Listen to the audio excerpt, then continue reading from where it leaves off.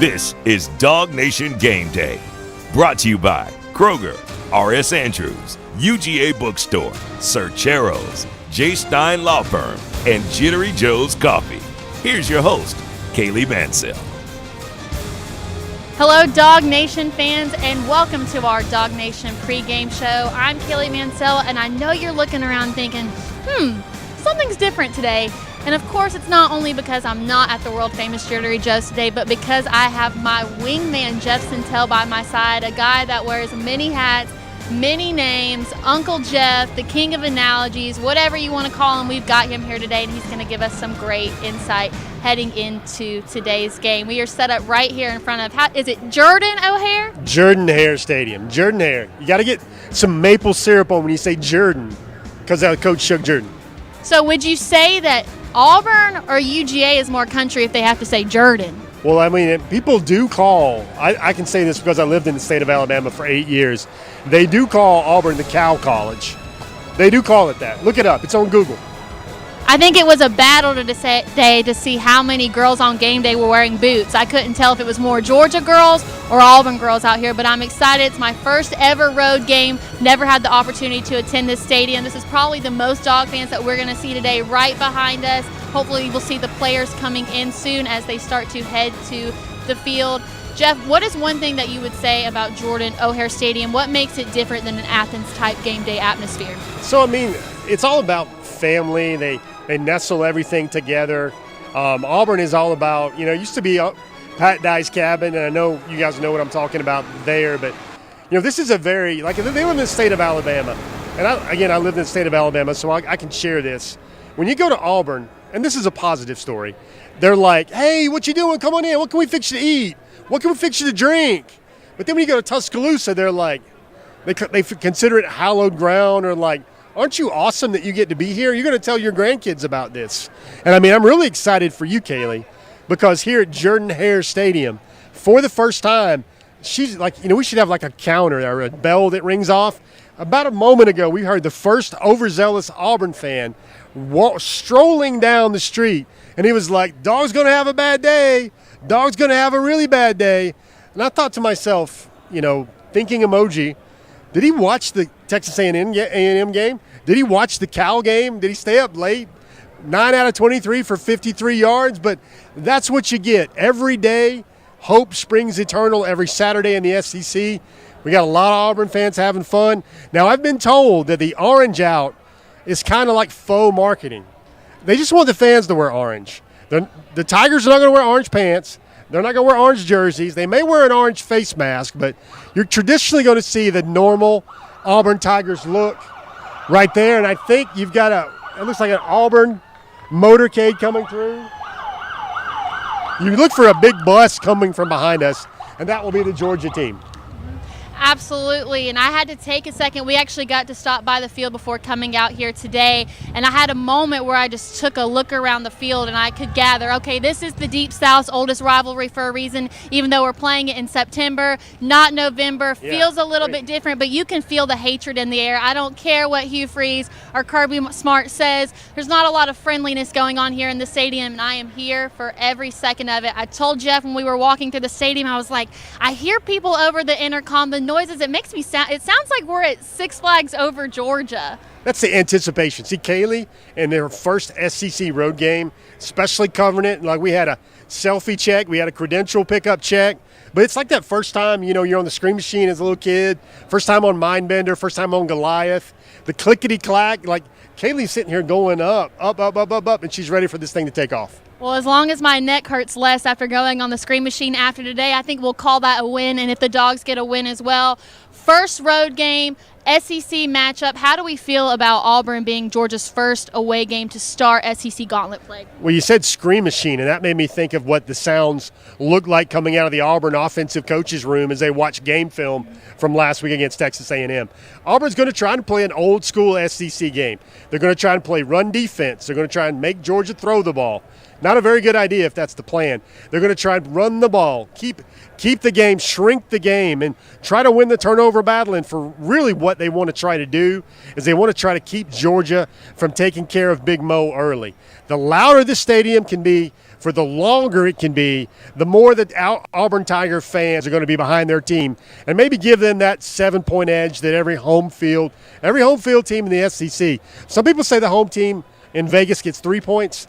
I think Auburn, Georgia, Alabama, places like that, LSU, even the Swamp, I think home field gives you about 7 points. Well, we're looking at the past. Georgia's had tremendous success over Auburn. They lead all time 63, 56, 8 ties, which would never go for in today's world. That would be the start of World War III if we could end in a tie. But it looks like they've also had good success at Jordan-Hare Stadium.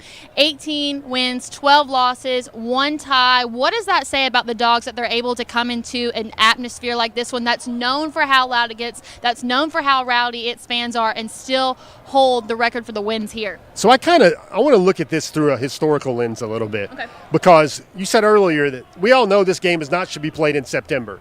It should be played in November. So traditionally Georgia, for generations, they went Florida, they went Auburn, they went Georgia Tech. And I know this might sound like Stranger Things here, but Tech used to be a really good team.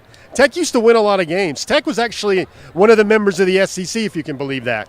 But so when Georgia always played Auburn, it was right after the slobber knocker at Florida. And it was almost like, let me catch my breath. Here come the Tigers. Here comes War Eagle. Here comes Bo Jackson. Here comes Brett Fullwood. Here comes Lionel Little Train James.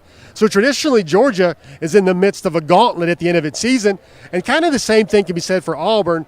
But Auburn usually got Georgia, and then they got Alabama. So Auburn was kind of in round 1 when Georgia was in round 2. And, I mean, that's one of those reasons that if you know anything about SEC football history, you know that Auburn and Georgia are kind of like kissing cousins. I've said this on one of our shows this week. They're not kissing, of course, but I mean hitting somebody in the kisser. That's what I mean by that.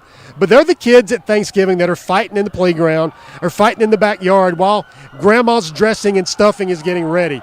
That's just kind of how it is. And I think I hear the Georgia team coming in, and it's 12:38. Here's a prediction.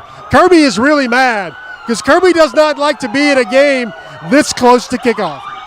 And we have the sirens coming in now, which you know what that means. The Dogs might be coming in behind us. Hopefully we'll get a chance to see some of them. But I do want to talk about, obviously, the major storyline for Auburn this season has been first-year head coach Hugh Freeze. When that job came open, the rumors were out that it was going to be Lane Kiffin. They go with Hugh Freeze. What has he been doing right this far with the Auburn Tigers? I think it's just a general reset. Here's what he's been doing right. All the Auburn people are behind him. They believe he's an SEC football coach. So the Auburn family, which means Auburn money, is now flowing back into the football program. That wasn't that way with Brian Harsin. Brian Harsin wasn't really into recruiting. He didn't get the NIL recruiting support, which is the lifeblood of any program that he needed. So I think they like you. You see signs, you see shirts. They say freeze warning. The Bulldogs. See, he hates the Bulldogs. But, you know, that's what you get here in the Deep South's oldest rivalry. You have Auburn fans saying things that won't come true.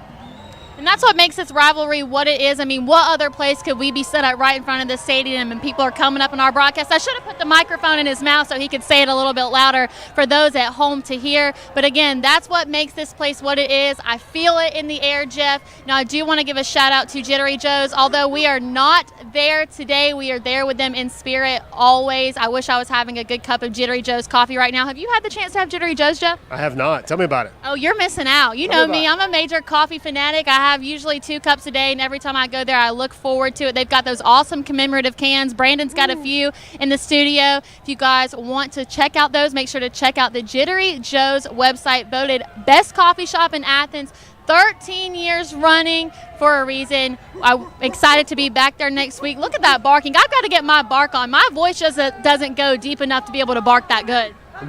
We'll see if he's going to be barking in the second quarter or the third quarter. But this is what it is. This is pageantry. You're walking through the stadium. You're weaving through all the tailgates. Everybody's having a great time. And you've got a lot of Auburn fans with a little liquid courage right now. I know Jittery Joe's might give you liquid energy. It does. But Auburn's got some liquid courage right now. This is what it feels like, Kaylee. You've got tension. You've got people that have just been putting back a few. They're walking into the stadium. They're ready for a great time. But naturally, 20 times in a row when the Georgia Bulldogs are in somebody else's stadium or on the field, that's not a good time for the other guys. So I imagine that we'll probably spend the rest of this pregame show slandering Auburn. So let's take a second to talk about the things that they're doing right. Based on what you've seen so far, what do you think is Auburn's greatest strength, and how do we overcome that in today's game? I think they've got a decent defensive line. They're rotating 3 or 4 waves, which is what you need. I don't know if it's elite depth, but at least you got some depth. They've got some players that were former All-Americans that didn't really blow up in college, and they're seniors or 4th-year, 5th-year guys that are third-teamers, and that's better than mostly when you have a talented guy like that that's a third-teamer. I think Auburn embraced the transfer portal. I think they got to find a way to utilize the legs of Robbie Ashford a little bit. Georgia did recruit him about 2 or 3 years ago. He was a great baseball player. Now, is he a great thrower of the football? Well, let's not give him all that just yet. He was a great thrower of the baseball, but you see what they did. They brought in Peyton Thorne, the Michigan State transfer, because let's face it, Hugh Freeze likes toys on offense. He likes that, top shelf toy, the really expensive one, and he just doesn't have those players right now. And I mean, Auburn's trying. They've got the number 14 recruiting class in the country, but that's only number 5 in the SEC, which is a problem when you're 14th in the nation, but 5 teams you usually play are bringing in better players than you. You just get a sense, especially from 2 years ago, the snapshot in my mind was like Auburn was kind of trudging through the mud. They didn't feel like they had direction. They didn't feel like they were growing. And you get the sense of that now, even more so than every other first-year coach in the SEC, because Hugh Freeze has done it in the SEC. He has beaten in Alabama under Nick Saban. I mean, this game might see Georgia taking a knee really late in the fourth quarter, the victory formation, as they've locked up another big game. But what you got here is the Dogs coming in. They have a better team. They have more depth. I think the line is 17 points, 17, 18. I think Georgia may not be in the business of covering those 40-point lines or 45-point lines or 35-point lines lately, but I think they're in the business of their sweet spot right now, that an 18-point, 20-point win, even on the road, is something they can handle. Well, I do have to add that Hugh Freeze did have all that eye candy at Ole Miss, and we all see how that turned out. But regardless, still the guy for Auburn. I had to make that joke at some point today. Let's just go ahead and get it out of the way early. Well, if we're counting, we're going to start counting Jeff's analogies, too. If somebody in the comments wants to keep up with that, maybe we can set you up with a little Jittery Joe's commemorative items. Now, you did mention that spread here today, somewhere between 17.5, 18. Do we feel like that's fairly low? Yes, go Dogs. We're going to be doing that all night. See, that's what it is. That's a good snapshot, good color right there.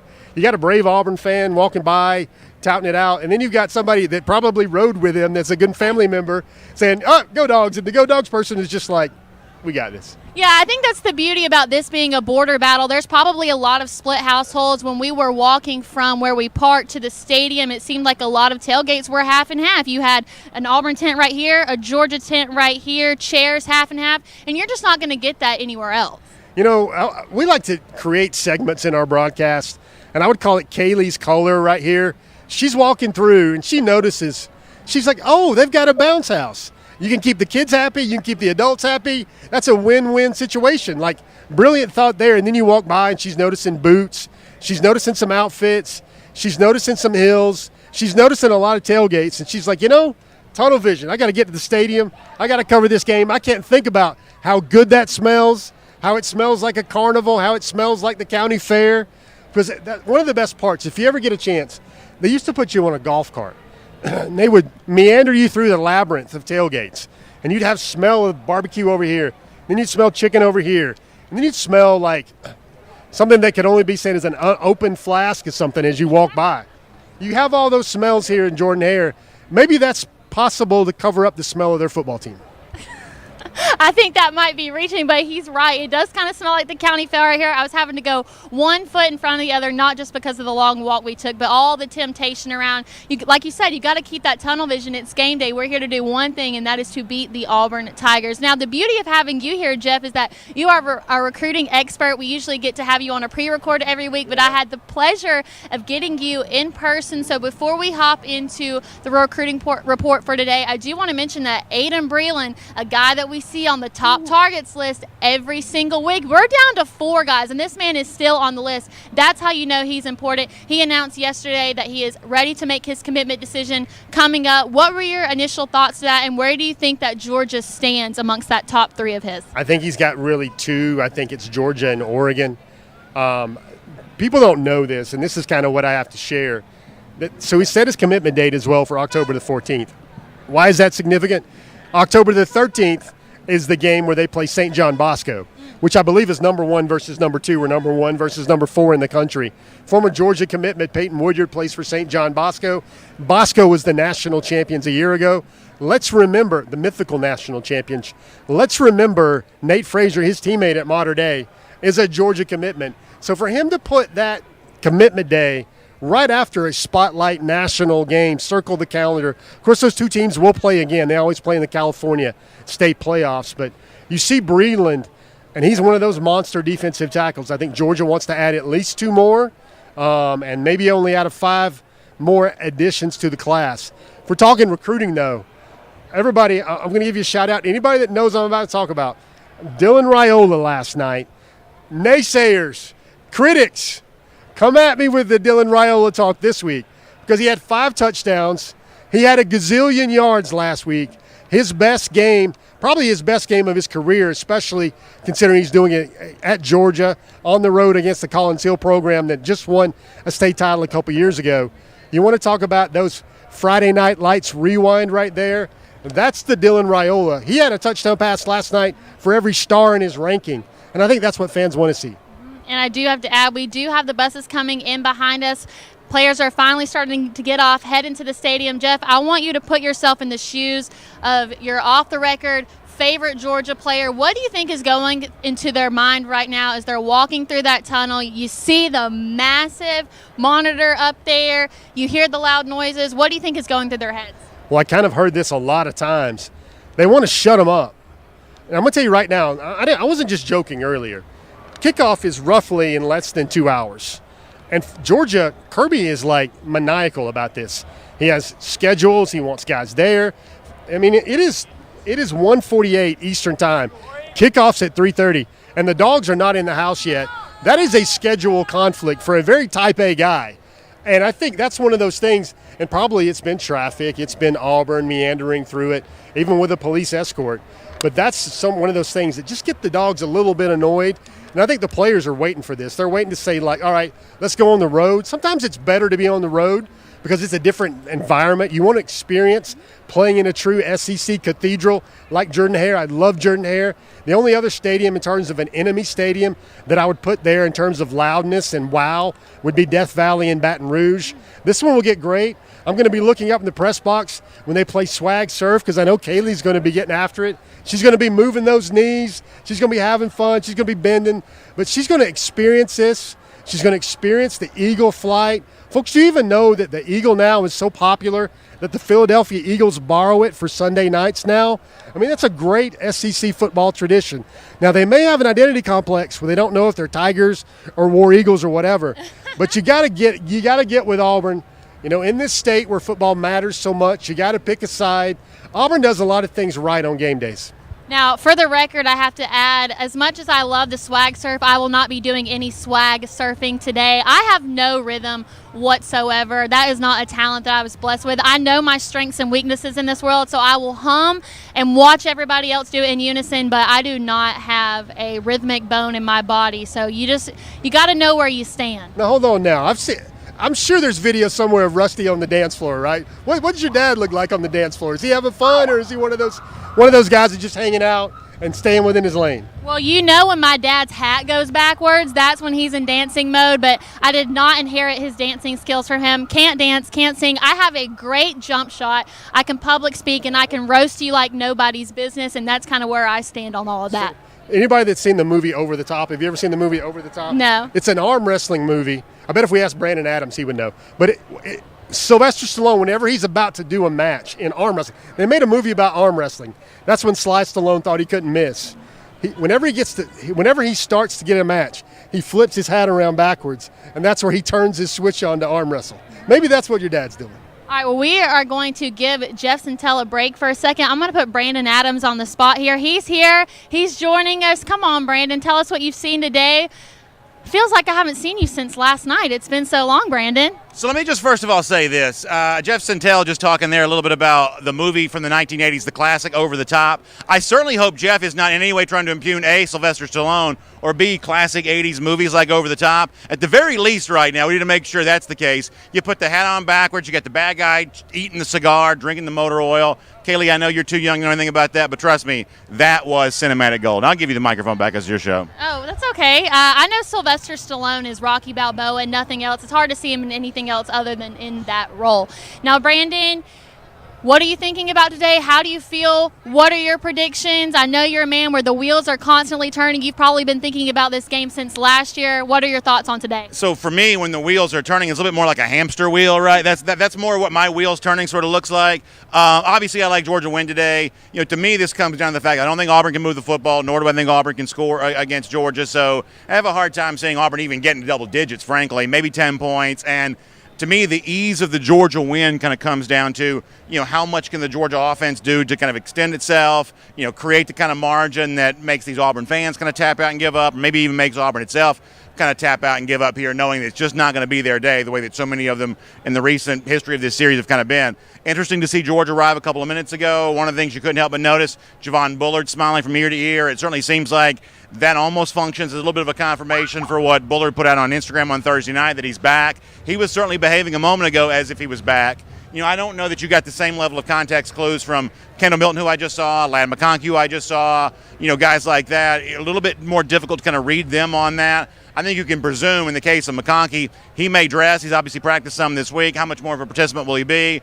I certainly wouldn't stretch myself to expect him to be a full participant today. But certainly in the case of Javon Bullard, that injury news looked pretty good a moment ago. So the last time that I checked, and it may be a little bit different now, Kentucky was putting an absolute beat down on those lousy, stinking Gators. Of course, we will face Kentucky next week. What do you want to see out of the Dogs today before we play what might be the second best team in the SEC East? Well, you're getting into a stretch here now where it's not style points as much anymore. You know, when you're playing the likes of UT Martin or a Ball State, something like that, obviously you're thinking about, well, how impressive were you? Did you put on a show? Did fans see all the highlight plays? You're moving into a stretch right now where Auburn today, obviously tough road game, hated rival, and then moving ahead, you got 4 ranked opponents on the schedule moving forward. Right now that's Florida, not Kentucky, but obviously if Kentucky wins, you sort of flip-flop that. I think there's a real chance that the possibility exists that ESPN's College Game Day could be in Athens next Saturday for Kentucky. When you look at the rest of the slate, obviously you got Texas, Oklahoma, perhaps, you know, they consider going there. But you got, you know, that possibility at least out there. Game Day was here for Georgia, Kentucky back in 2021. So the other thing to keep in mind about Kentucky, and we mentioned this briefly on DawgNation Daily on Friday, not to look past this game, but when you kind of think about what has mattered for Georgia this year, clock rules, you know, limited possessions, Kentucky right now is one of the slowest teams in the country at about 50-something plays per game. I think they're like the 3rd slowest team in the country in terms of their overall pace of play, which means that every possession matters in a game like that, and frankly, every possession matters for Georgia, period. So judging Georgia on the value, the efficiency it gets out of every time it gets the football today, that's what's going to matter. Because I can tell you this, Auburn, Hugh Freeze's not an idiot. He may be dumb, but he's not stupid. He knows it's going to be hard for him to win today. So kind of managing the style, managing the margin, doing some things like that, that's obviously something he's going to want to do if he possibly can, which means, once again, if they're trying to slow things down, slower than Freeze typically likes to play it, what does Georgia do from an efficiency standpoint when it has the football? That's a little bit of a precursor, not just for what's going to happen next Saturday, but what's going to happen the remainder of the month of October, which is a pretty crucial stretch for Georgia. Now, Brandon, I know you've been all around the SEC, have had a chance to go to many road games. Where does Jordan-Hare Stadium rank in terms of away stadiums for you? Well, I don't necessarily like coming here, but in terms of the atmosphere they created, I mean, I think this is one of those things that Georgia fans will rightly give Auburn some credit for. Not credit to the team, maybe not the coaches, the players, but the environment here can be tough. It was a house of horrors for Georgia here in November 2017. None of us have very fond memories of that. Georgia got off to the early lead in 2019, but as Auburn started that comeback, the fans got heavily involved. Kind of the flip-flop in 2021. When Auburn got off to the lead here, crowd was loud, and that very veteran, frankly just dominant Georgia team shook that off and, you know, moved right on with its business. So you look at the last 30 times that Auburn's been a point spread underdog at home, they've won 11 times outright in that situation when they weren't expected to. So we talk a lot. We maybe hype up some things more than we should. But in terms of Auburn being tough to play at home, a very different team at home compared to on the road, I think there's some substantial evidence to back that up here. Just a different team when you play them in their own stadium. They wilt and die and, oftentimes non-competitive on the road. But at home, it's usually a little bit different version of Auburn. Well, I know that Brandon has to go raid all the Dr. Peppers in the press box before they are out. So, Brandon, do you have any final thoughts for those at home? We will see you after the game on the DawgNation post-game show. I thought last week we had some of our best collection of calls and reactions and just post-game hot takes. I want to do that again today. So the nicest thing you could do for me is join our post-game show. And obviously we're glad when you watch it. But if you want to give us a good, strong take on what you see from Georgia, good, bad, anything in between, we'll see you after the game today live from the field here at Jordan-Hare Stadium for the DawgNation post-game show. We'll look forward to having you there for that. We're going to try to drag Jeff Sentell over today. We're going to have a good time after the game on our DawgNation post-game show. All right, speaking of dragging Jeff Sentell back in here, thank you so much, Brandon. Jeff, we're going to get Jeff back in here in just 1 second. We're going to take a look at our injury report brought to you by J. Stein Law Firm. So from what Brandon just said, it looks like Javon Bullard is dressed out today. How big of a difference does that make coming into today's game? Well, it's very interesting because I keep hearing he's getting closer and closer. Now, if this is kind of the same reaction I had last week because the Bull, I like what we're calling him now. A lot of people are calling him Bull. Kirby has started to call him Bull as well. That's great. I think it fits his playing style. But he was ready to go, amped up to go last week. So I think he's probably just saying, man, can I get out there? Can I get out there? But if he goes, just got a lot tougher for Auburn. You know that guy that was saying dogs are going to have a bad day? Peyton Thorne's really going to have a bad day if Bullard and Starks are back there today. And we're not yet sure on the status of Lad McConkey, not sure we're going to get the chance to see him today. Who's really been making up for the lack of him not being here? Who's been the guy that's been filling the void in place of McConkey if he isn't back today? Well, I mean, I think you look for big plays. You think Brock Bowers. You think double Bs, the BB. Funny he's been so great for Georgia for so long, and he still doesn't have a classic nickname yet. Herschel had the end zone stalker. That was such a great name given him by Sports Information Director Dan McGill, longtime Sports Information Director Dan McGill. Herschel Walker, the end zone stalker. I think Carson is doing really well right now. People are going to judge Carson, and I know they are, but they're comparing him to Stetson a lot. Stetson is probably easily in anybody's top 5 Georgia quarterbacks of all time. Stetson is also, it started in 2020, 2021, and 2022. I think even the most contrarian Georgia offensive enthusiasts right now would say Carson Beck's first 4 games as a Georgia starter compare very favorably to Jake Fromm's first 4 games. JT Daniels didn't even get 4 games. Stetson Bennett's first 4 games.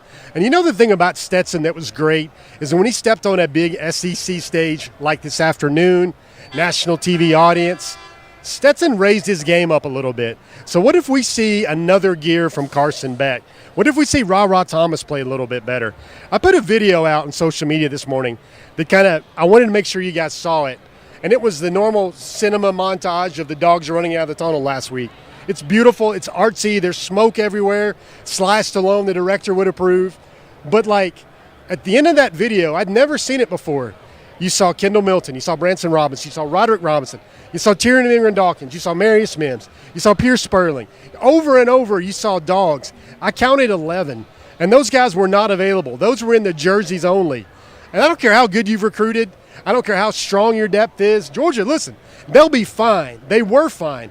I'm just telling you, get some of those pieces back. Lad McConkey, for example, get those pieces back, and then we'll start getting ready to see more of a Georgia than everybody wants and expects to see from one of the elite teams in the country. And before we get to our sponsor read, for those of you who have been blowing up my phone, yes, I know it is Jordan-Hare Stadium. It's my first away game. I'm just excited. I'll get it right. I was telling Jeff Sentell earlier today, I've been doing high school football broadcast for 4 years. I still can't say Sly County. It's spelled Schley. I still can't get a hold of it after all this time. So yes, I know it is Jordan-Hare Stadium. I promise I'll get it right for you guys. I'm just excited and nervous about today. Hey guys, listen to this. She's here with us for a reason. This is her 4th, 5th game day. It's same as Carson Beck.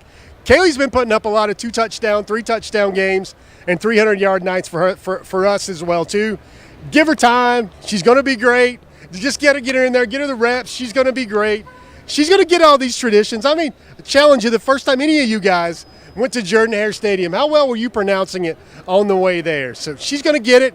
She's going to master this. And we are so happy to be doing this pre-games with you now. Yeah, it's probably because I didn't have my Jittery Joe's coffee this morning, and I know after I leave this game I'm going to have sun poisoning. There's a lot going on in my head right now, Jeff, but I will say our injury report is always brought to you by J. Stein Law Firm. Josh Stein, a double dog, a lawyer. Wow. If anything has happened to you and it wasn't your fault, make sure you check out our friends at J. Stein Law Firm. Small firm. They will take good care of you, get that one-on-one attention that you need in order to help your case win. So keep our friends at J. Stein Law Firm in mind when you are in need. Okay, let's talk about our impact players here. I made Jeff turn in two today. Let's start with Carson Beck. What do we want to see from him today? Do we need to see him throw more of the long ball, or do you think that short and quick is the key to success here? Well, it seems like the Georgia bingo card these days when you're watching. Remember how it used to be Pollock and Green played Little League football together? Well, now it's the extended handoffs with the run game. I think that allows Carson to get comfortable. But, guys, he has the arm. I'm sure you guys have seen it over and over. He has the arm to touch those farthest reaches of the field. And sometimes those deep shots, they're not completed, but what they do is they force that Auburn defense to kind of change what they're thinking. They've got guys, Georgia, that can run by the Auburn defense. Arian Smith, C.J. Smith, Dominic Lovett needs to just catch a few more balls. Dominic Lovett's getting used to it as well. I mean, it's one of those things when you see him out there, you see how he slips guys in space. You see that obvious talent. But the one thing you noticed from watching him last year at Missouri is he would drop a ball or two, and you just had to live with that. That's the type of thing Georgia's going to get used to a little bit. I still think Ra Thomas is a guy that I think is going to show as much over the next 5 or 6 games as any Georgia Bulldog on that offense. Carson is just the steadying guy. Like I remember talking to Nazir Stackhouse last week. Nazir Stackhouse, I was like, what do you think about Carson? Nazir was like, that's my quarterback. Kamari Lassiter, that's my quarterback. They have all the confidence in the world in Carson because they've seen Carson move the ball and play winning football against the Georgia defense this year, the Georgia defense last year. Those teams are full of NFL guys, full of great dogs, and Carson has shown he can do that. And this is a chance for him to take his talents on the road and show, you really know if you're really an SEC quarterback by how you do against a rival. Can you win at Jordan-Hare? Can you win at Neyland? Can you win at Jacksonville? Whatever, the Gator Bowl, Alltel, TIA, Bank Field. Nobody gets on anybody for not knowing the Florida name, do they? Because that Florida name changes every year. It's so many banking industries and stuff like that. But I think Carson right now is at the center of everything for Georgia's offense. He's going to take care of the ball. He's going to spread the ball around. He's like you hear Kirby Smart say over and over about Kirby. He says it over and over about Carson, how intelligent he is, how well he prepares, how well he picks it up. And you don't hear Kirby say that a lot. He didn't say that a whole lot about other quarterbacks, but he makes a point to show how prepared he notices that Carson Beck is all the time. And I think today might be Carson Beck's breakout game. I think big-time players step up in big-time situations. Yes, the South Carolina game didn't go the way we intended, but I think today might be the first time that Carson Beck has felt this immense pressure on himself to perform. I think we're going to see him come out today confident as ever, go yard early on, and set up the Georgia offense for success. Now, before we go to our other impact players, you brought up Ra Thomas. I do want to get your thoughts on our transfers, Dominic Lovett, Ra Thomas. How have you seen them transform to good to great in just the last 4 games? Well, it kind of comes with, like Kirby says about Ra. He's really a freshman at Georgia. He's learning their pro-style offense. And, you want to say, remember last year's team did not dip into the transfer portal? Kaylee, what do you think the Georgia receiver room would look like if Dominic Lovett and Ra Thomas were not there? That's going to make you reach for another strong drink of Jittery Joe's coffee or something else to go along with that. I mean, you see those guys, and you got to realize week 2, week 3, week 4, new quarterback. I don't think most people pay attention to this. Was supposed to be Kendall Milton's year. And you also had Amarius Mims, who was supposed to have a first-rounder resume after this season. Now he's on a knee roller. Side road, have you seen that knee roller? Like, do you go into the knee roller shop and you say, give me the biggest one you got, but then find me a bigger one than that? We're going to have a special order here for 6'9" and 325 pounds. You see they move Truss over. You see you get Dylan Fairchild in there a little bit. that's Georgia kind of working with something that should have been a strength for this team. And I just got to know, I could have given you 2 or 3 more key guys. Dejon Edwards, that's the running game guy. I think that's the running game guy. You're going to get a little bit out of Cash Jones. You're going to get a little bit out of Andrew Paul, but that's about all you got in the running game. And this might be a game. This is why I think Carson is so important. No Kendall Milton, no Roderick Robinson, no Branson Robinson. This is a game where Carson might have to be the engine. Carson might have to be the center of everything good, making great decisions, not turning the ball over, and getting the ball in the hands of those playmakers. The one guy I'm waiting for, and maybe we're a week too soon on this one, but Double L, Lawson Lucky. He's coming back from that ankle surgery.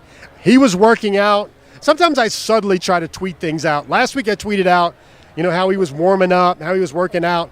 Folks, when you get Lawson in the game with Oscar Delp and with Brock Bowers, Delp's another guy I think has to really get hungry and thrive in these big games right now, because this is the time for everybody, when Brock Bowers is in the NFL next year, for everybody going, oh, wow, remember what Delp did against Auburn? Remember what Delp did against Kentucky? Remember what Delp did against Florida? That's going to be a guy that is going to be maybe the key tight end for Georgia next year, taking on an even bigger role. You see him vaulting over folks. You see him locking out guys. You see him jumping over guys that are on their knees. So you've got Delp, that I think is another guy that takes steps forward. I always think when you start watching at this point of the season, you see who your real players are, because they get better. They get better with reps. And, you want to see constant improvement. Like, one of the best football coaches I've ever been around was a guy from the state of Alabama, Buddy Anderson. I think he won like 380 games in the state of Alabama. He did them all with one school. And he always said, football, it's not that hard. You just got to get 1% better every day. 1% better every game. And all these pieces about Georgia that are coming together, just wait on it, guys. Just wait on it. The team you see today, the team you saw 2 weeks ago, is going to look nothing like the team that's going to be hitting the thing rolling in November. And the other player that you turned into me was a player that I have not had on my impact players, so I'm glad that you chose him for this week. That is Malaki Starks. You said something earlier about how we were supposed to have a strength this year that's maybe not looking so much like a strength, and for me, that's been our secondary. We've had the best defense in the NCAA the past 2 years, no questions asked, but this year it looks like our defense just isn't where it has been the 2 times when we won national championships. But we knew last year when we saw him, Malaki Starks is a star. There's nobody in the league like him. What difference do you see him making on the field today? He's just better.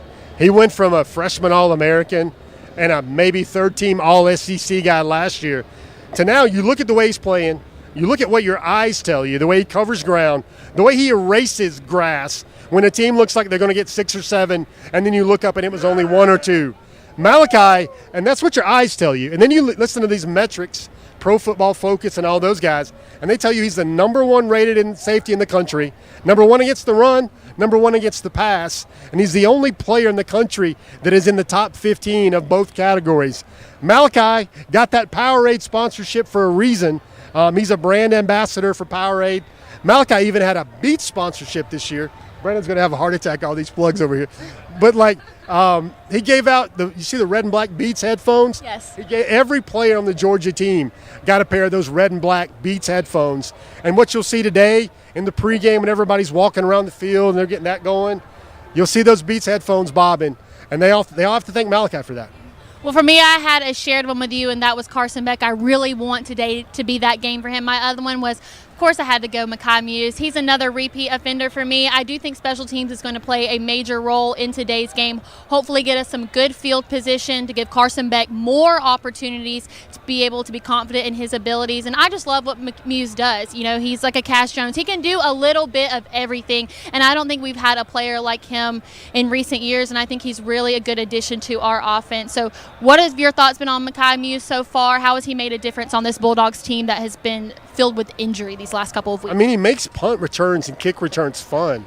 Like, you see the thrills, you hear the electricity, you hear everybody kind of like take a breath as he touches the ball. He thinks he can take every ball to the house because he's made Georgia's All-Americans and 5-stars look silly. Like, every time we had a question for the players, hey, let's talk about Makai Muse. And they're like, dude, He's been getting me in trouble for 2 years now. He's been getting me a chewing. We all know what a chewing is, right? We've been getting me a chewing in practice because we can't hang with him. We can't cover him. He's been doing this against us. So when he had to go against somebody better than us, they knew he was going to shine. I mean, everybody loves the underdog story. I mean, he's probably 5'8", 170, soaking wet, and just great speed, great twitch. And remember, folks, you both know, you've seen Georgia. There you go. There you go. So he heard me talking about Makai Muse, and he wanted to jump up and shout. But, I mean, he's the type of guy that gets guys barking. And the other thing about Muse is, think about this. How many times have you looked to a Georgia punt return, and they're like, okay, just fair catch it. We'll take the ball. Let's take the ball right there. And now it's like, no, Muse is going to take that thing and shoot it up the field. He reminds me of a guy named Chris McCraney, a guy that returned punts for Georgia eons ago, long time ago. And he's just I think the thing people can't realize, him and Cass Jones are big bright spots on this team when it's been beleaguered with a mash unit. And you see Georgia gets all these players. They get these walk-ons that somehow rise their way to the top as well. All right, Jeff, now it is Kaylee's keys that has a nice ring to it, but we're going to do some Jeff's keys today, what we think the Dogs need to do to be successful and not only get a win but dominate in today's game. Jeff's first key was take the Jordan-Hare crowd out of the game. Do you really think that an away game atmosphere can make the difference in a game like this, Jeff? I think it can make it hard for Georgia to operate.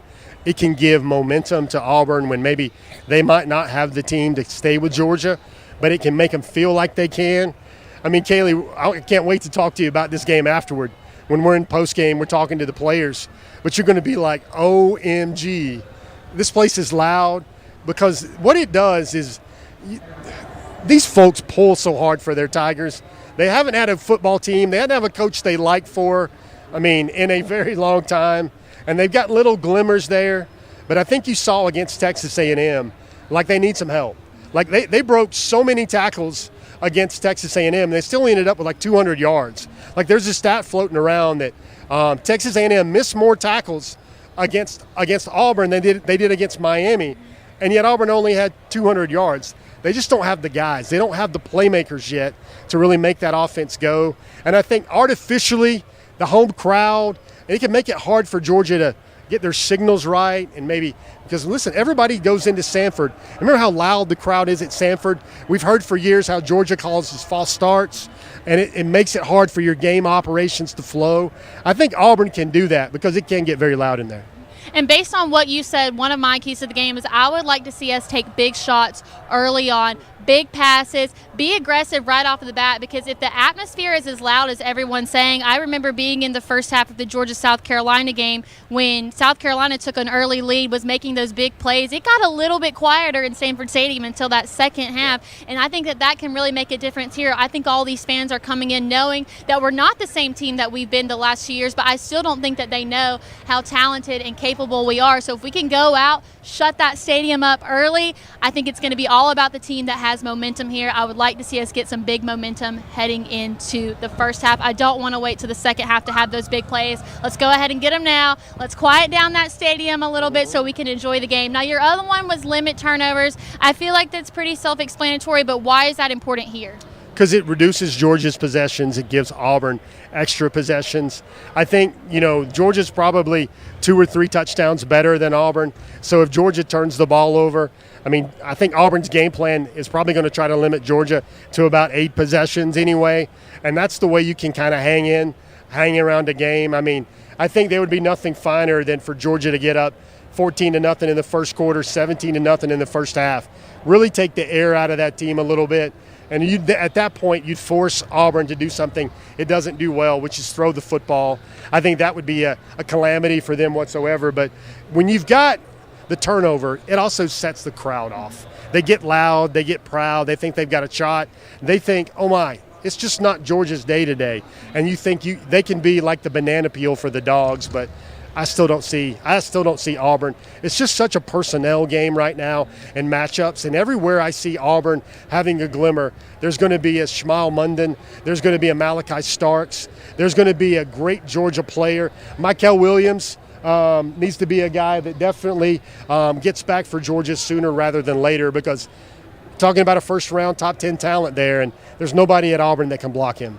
Well, before we wrap up, I do want to do a quick SEC roundup this far. Right now, it looks like Kentucky is beating Florida 30-7. How does that change the narrative around this UGA-Kentucky matchup for next week? Well, first of all, it's going to make some go with the flow picks go down the drain. Somebody's not going undefeated this week.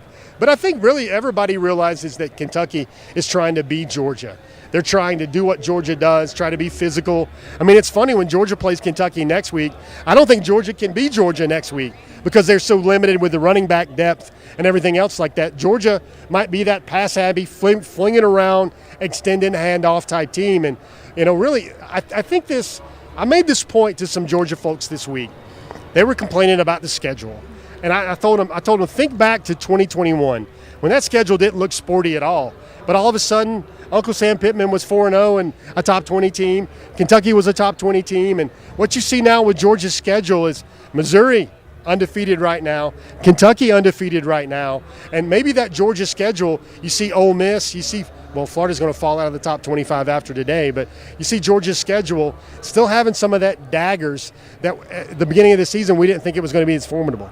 Well, today at 6:30, South Carolina will go on to face Tennessee. How does the winner and loser of that game change the perspective of the SEC East, and how could a win for Tennessee impact us later down the road when we face them at Neyland Stadium? Yeah, I think, first of all, let's think economics, Kaylee. I think if South Carolina wins that game, then a lot of folks that are going to be worried about messing with DawgNation on the DawgNation invasion. They got a bigger thing to worry about. They got bigger things to worry about. Something else is sinking right now in Neyland, around Neyland, besides the DawgNation riverboat cruise. But I think it would take a lot of juice out of Tennessee. You'd see a lot of hotel rooms open up. You see a lot more tickets open up. Let me be very frank, Kaylee.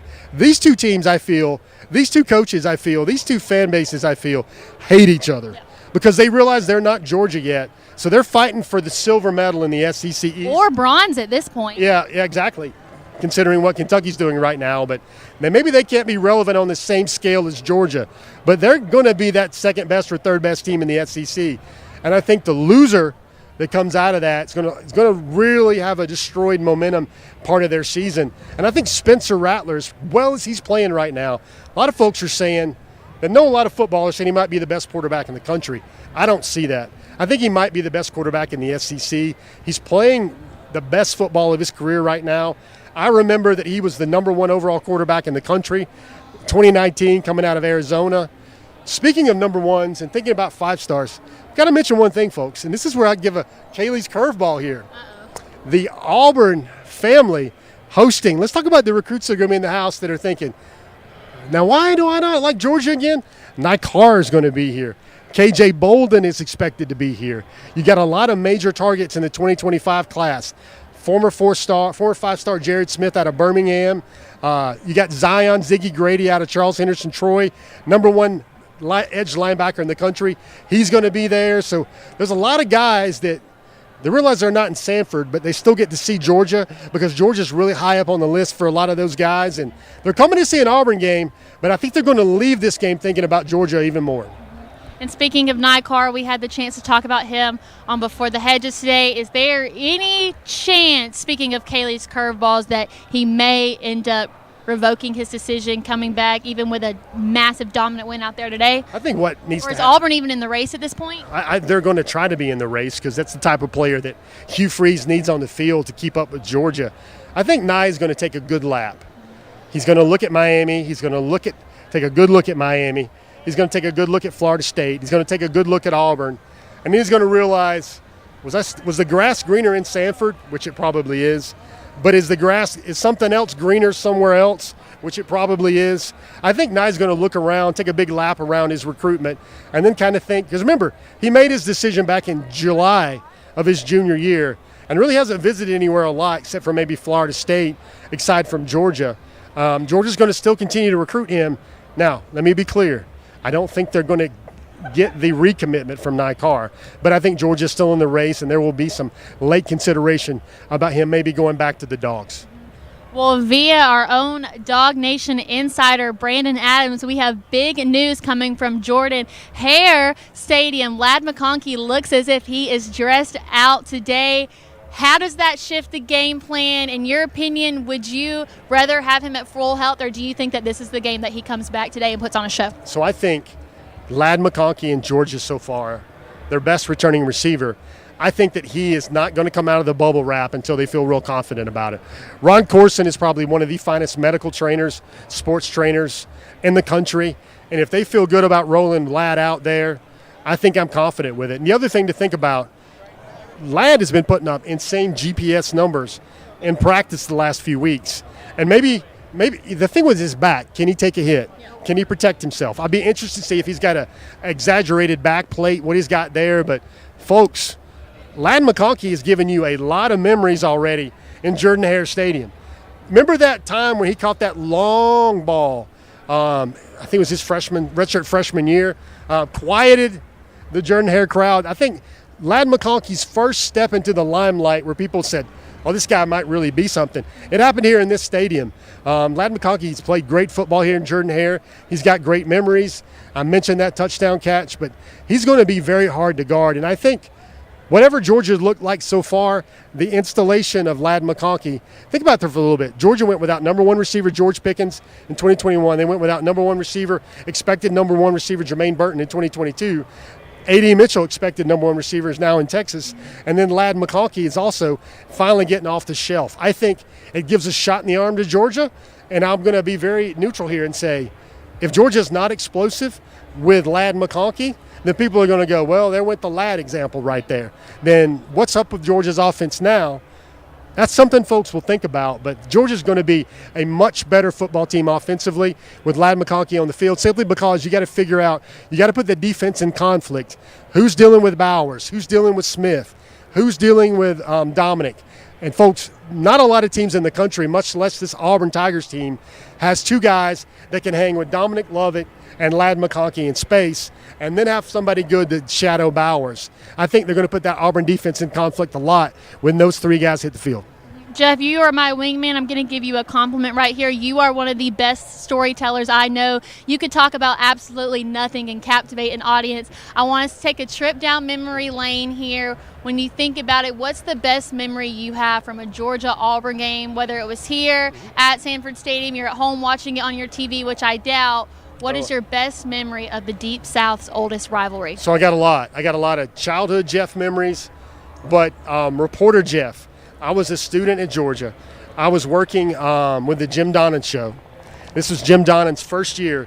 I believe Georgia was 4-5 coming into this place. Auburn was like 6-3 and ranked. And Auburn was up 28-3. First half. You mean that's not the Falcons Patriots Super Bowl? Okay, it's not. And then Georgia comes back. That thing goes to like a bonkers amount of overtime. Larry Munson was still calling the game. Michael Johnson made the catch. A really good friend of mine has the gloves that Michael Johnson made that catch with. They're still sitting in their living room, like where some people put their family picture. Some people put like the family crest. No, there's Michael Johnson's glove, like in a very priority A1A part of their living room. But Georgia came out and they won that game 56-49. Mike Bowo played well. All of Georgia's stars were sparking. Robert Edwards played well. And that was the first overtime game in the SEC. And I'm not burying the lead here. That was also the game where the tide sort of shifted when UGA went after Robert touchdown maker Baker in the end zone. And the dog went after him, and it's a picture that is iconic now for Georgia football. And that was kind of the first moment where Georgia got a glimpse of the juice that Jim Donnan could bring to the program. Well, after today, I'm hoping to make many memories here at Jordan-Hare Stadium. Would love to see us have a win today. As we begin to wrap up, Jeff, what are your predictions for today? Give me 3 things that if you had to put $1 million in your life on that you could guarantee would happen. And there's no getting around this, no saying tailgate food when I ask you about concession stand food. I need 3 things that you're sure of that's going to happen in today's game. Auburn fans are going to be crying in their drinks. Ladd McConkey's going to score a touchdown, and I don't think Auburn will score more than 13 points. And how confident are you in those? We should be shelling out Jittery Joe's coffee cans, commemorative Jittery Joe's coffee cans, if I don't go 3 for 3 on this. Kane and Grant, if you're hearing this, we'll talk next week and we can make this happen. What would it take to make today's game a classic? Would you rather it be a close game and an instant iconic win, or would you rather us come out here, put 50 points out, run the clock? What's your preference? So here's what I want to see. I want to see Jordan-Hare. Jordan-Hare. Let's rep those out. Jordan-Hare. I want to see Jordan-Hare half empty in the third quarter with nothing but a sea of red. I want to see everybody coming out of this thinking, Dogs really miss Lad McConkey. But the main thing when I know it's going to be a good day and a good game was had by all, like I don't even need to see Brandon or talk to him about the game. I just need to watch him before he goes on live. And if he's got a little shimmy, he's got a little something playing in the background, that's, Brandon's opinion of the Dogs that day. Passed the sniff test. He's giving a thumbs up. I don't care if Alan Jackson's playing. I don't care if something else is playing from the Prince catalog. Brandon can surf through the XM radio, satellite radio as well. He's got a wide range of music, but when Brandon takes the microphone and ready to go, it's really fun. And I say this because I've seen Brandon at the lowest of his lows before some games, and that feels like so long ago. And I think that Georgia win streak is going to get healthy and is going to keep climbing up to 21. See, when you say it like that, we were talking about my horrendous dancing skills earlier. I imagine that I'm probably in the same category as Brandon Adams. That's all I got right there is a little bit of this and a little bit of that. Now, I'm not sure what to expect out there because I've never been here. What is the crowd like in there? Is it 50-50? Is it more 60-40? What does that look like? There's going to be a pocket. I want you to look for this. There's a pocket of Dog fans. Georgia gets some tickets in the far end zone, not the end zone where the recruits sit or where Auburn comes out of or where the big Jumbotron is at. And you're going to see some parent families, player families that are going to be spotted around there, and that's where all the red and black is going to be. And after Georgia takes care of business in Jordan-Hare tonight, the players all come over there and got high five or whatever. They kind of have fun with the Georgia fans that are in that corner of the end zone. They want to make it a home game for a reason. Think about when you see Samford and you see South Carolina, there's a smattering of maybe 10,000 tickets they give away to the other side. But I also heard reports, Kaylee, from some folks that still like to get out in the town and have a lot of fun in Auburn on Friday night. The Dog fans were making the Auburn fans very uncomfortable because there was already a lot of red and black out downtown last night. They don't understand that them Dogs will travel no matter where. So, and this is always a good place to play a football game. See, the problem is you keep saying Jordan-Hare, and you know I have all my Jordans at home. Next thing you know, I'm going to start calling them my Jordans. I'm going to have to get out of – yeah, my Air Jordans. And we've got more policemen coming through, some sirens in the back. Wow, I hope Brandon Adams is hidden. They might be coming after him at this point. They heard that joke he made about orange jumpsuits and incarceration, and I think that's the governor of Alabama coming after him right now. Either that or they're trying to keep Lad McConkey off the field tonight. Word travels fast, I guess. Speaking of our man Brandon Adams, he was here to film today's dog walk at Jordan-Hare Stadium. It's going to be posted on YouTube. We're unfortunately not going to be able to show it to you today on the live show.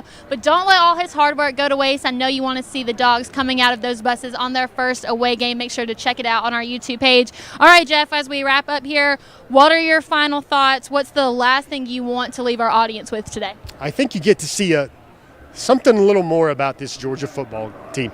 I always look at every season like a story, every season like a novel. And we went through 4 chapters. What's the 5th chapter going to hold? What's going to be the new juice player folks are talking about? Is it going to be Ladd? Is it going to be one of those young freshmen like Damon Wilson getting a couple sacks? Is it going to be the continued emergence of number 33, C.J. Allen at linebacker?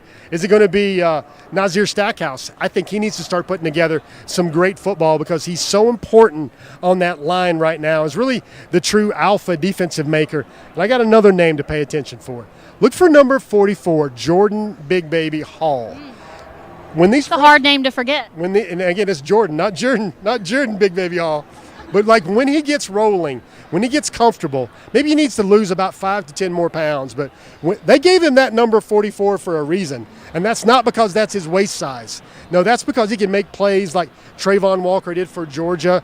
And I think sooner or later you're going to see Michael and Jordan, again, putting that offensive line in conflict where they can't block both of them. And I think you're going to see Georgia really get after Auburn's quarterback a lot because they don't respect the way they throw the football.